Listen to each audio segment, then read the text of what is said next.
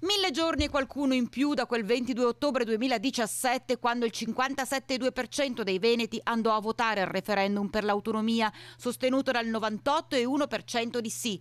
1000 giorni e qualcuno in più in cui si sono passati la palla più governi, in cui sono state fatte tante promesse da Roma mai mantenute. Eppure il governatore Luca Zaia, il primo sostenitore dell'autonomia del Veneto, vede il bicchiere mezzo pieno. Sono passati 1000 giorni.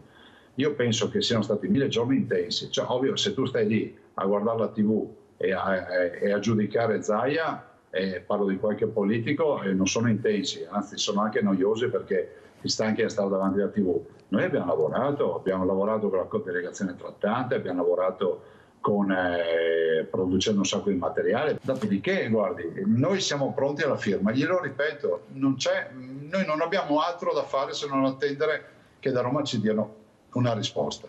Ospite del nostro direttore Luigi Bacialli, a Focus, in vista delle prossime regionali, invita la sua gente a scegliere come governatore una persona che creda veramente nell'autonomia. In Veneto si va a correre per le regionali, penso che sia fondamentale dopo 1000 giorni di chiarire le posizioni. Poi chiunque può aver espresso perplessità, dichiarazioni venute male, tutto ciò premesso, vogliamo guardare dal 1000° e un giorno in poi e dire cosa vogliamo fare, perché è fondamentale dirlo ai veneti.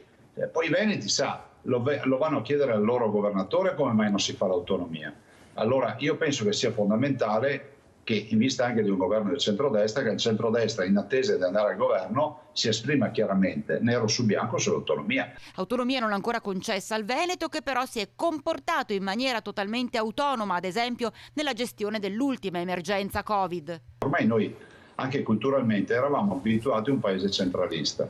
Se lei pensa, con il coronavirus abbiamo capito che il centralismo sarebbe la fine, ma anche della vita dei cittadini. Ma non glielo dico perché quelli che sono lì a governare la sanità siano dei lazzaroni.